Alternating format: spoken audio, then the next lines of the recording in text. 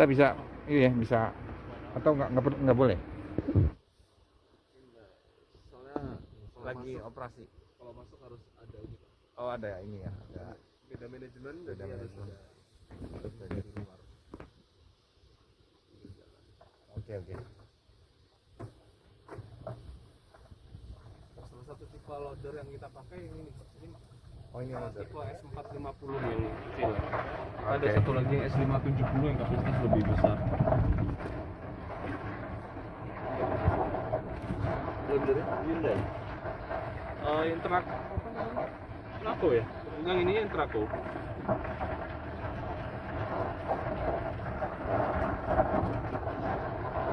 Oh, luas juga ya, 300 hektar ya luasnya ya.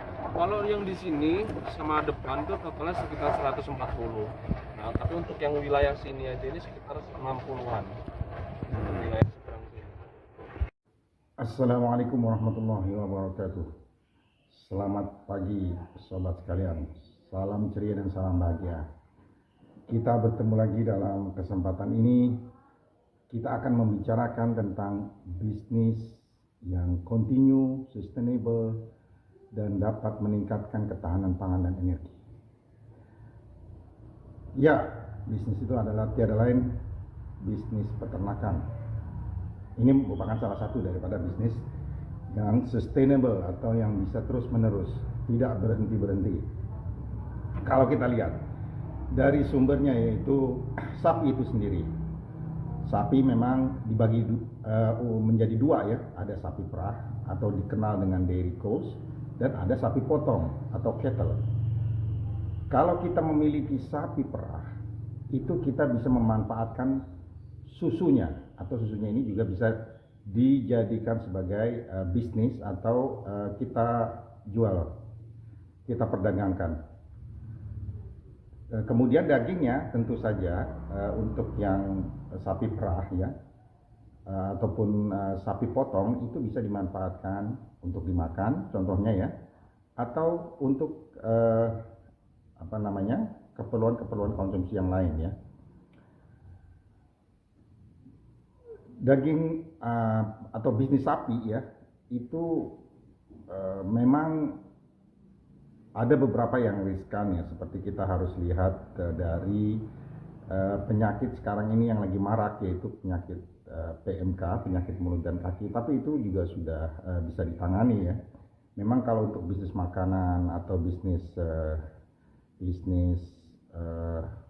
makhluk hidup gitu ya, atau hewan gitu, itu memang ada resiko atau konsekuensi, dan tapi itu bisa diatasi hingga saat ini. Jadi bukan merupakan problema yang tidak bisa diatasi, sehingga bisa dikatakan bahwa resiko itu sampai saat ini bisa ditangani, sehingga bisnis ini adalah safe atau aman atau bisa berlanjut. Sementara itu, kalau kita lihat untuk keperluan pangan atau bahan pakan ternak sendiri untuk sapi, itu juga melimpah di Indonesia. Jadi tidak perlu kesulitan, karena memang sapi adalah binatang yang cukup fleksibel untuk makanannya. Kita tidak sulit untuk mencarinya, rumput, bahkan bahkan tumbuhan lain seperti misalnya kita ada kangkung atau bayam yang kita kasih, atau pepohonan lain, itu mereka mau. Jadi kalau untuk keperluan pakan atau bahan pakan ternak sapi itu tidak bermasalah.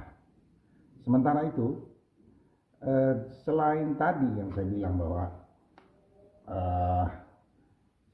sebagai hasil dari produknya, yaitu susu yang bisa juga untuk dijual atau diperdagangkan, kemudian juga dagingnya yang bisa dikonsumsi untuk dimakan,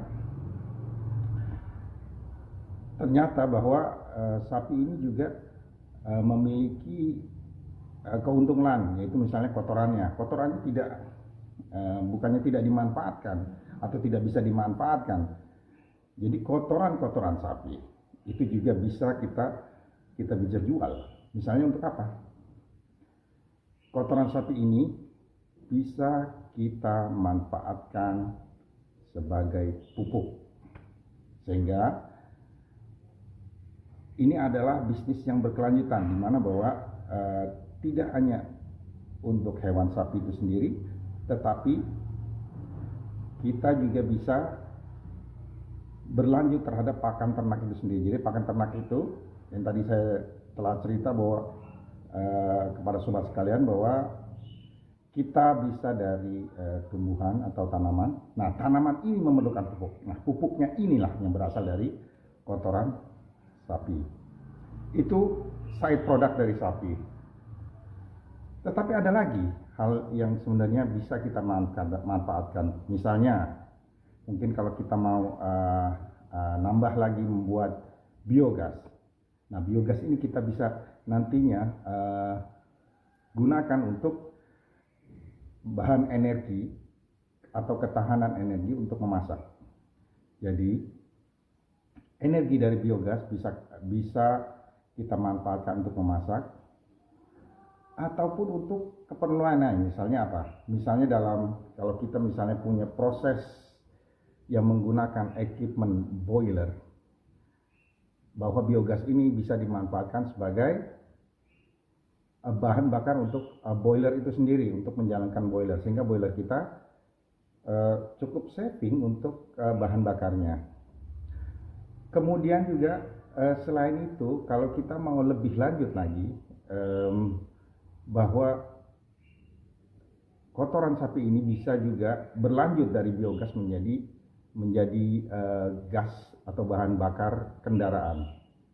Sehingga mungkin kalau kita memiliki fleet atau angkutan atau truk ya, itu bisa kita gunakan pemanfaatan biogas tadi sehingga menjadi gas yang nantinya kita sesuaikan untuk spesifikasinya sebagai bahan bakar truk.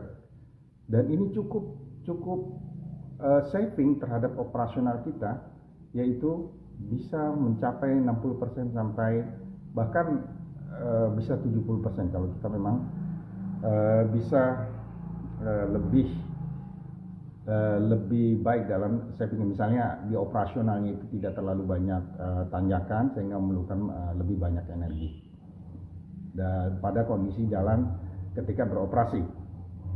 Nah, jadi bahwa bisnis peternakan sapi ini adalah bisnis yang memang menjanjikan, bisnis yang kontinu terus-menerus, bisnis yang bisa meningkatkan ketahanan pangan itu sendiri, bahkan juga dapat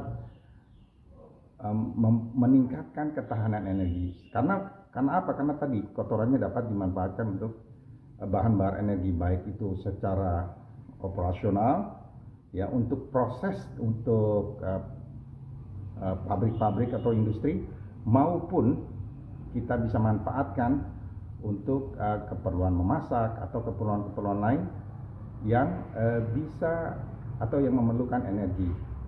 Selain itu kita juga bisa memanfaatkan CO2-nya. Nah, CO2-nya ini banyak perusahaan yang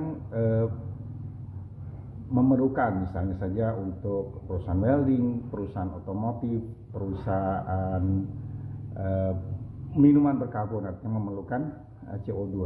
Jadi CO2 sebagai hasil dari produk pemanfaatan kotoran atau limbah sapi tersebut, sehingga itu dapat dimanfaatkan juga untuk keperluan lain. Bahkan untuk refrigeran itu sendiri atau pendingin proses di pabrik atau di industri itu juga bisa dimanfaatkan untuk keperluan tersebut. Oke sobat sekalian, peternakan sapi ini memang menjanjikan dan cukup baik potensinya, sehingga kita bisa dapat meningkatkan ketahanan pangan maupun ketahanan energi. Baik sobat sekalian, jangan lupa untuk like dan subscribe. Kita berjumpa lagi dalam kesempatan yang lain. Ciao.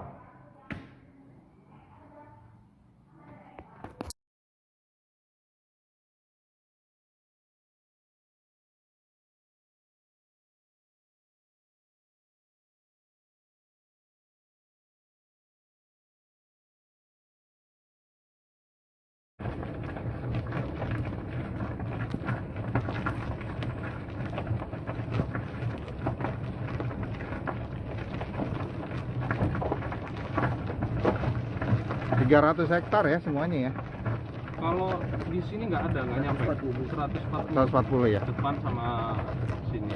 Kan kita depan itu masih tanah kita. Seberang maksudnya depan. Seberang jalan.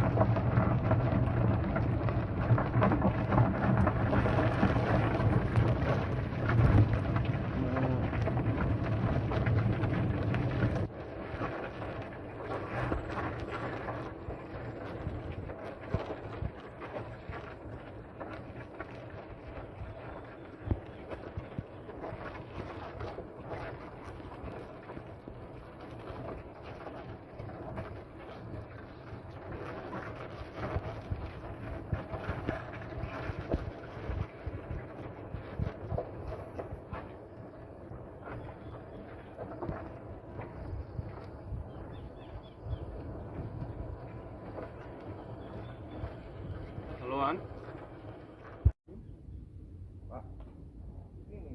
Oh ya.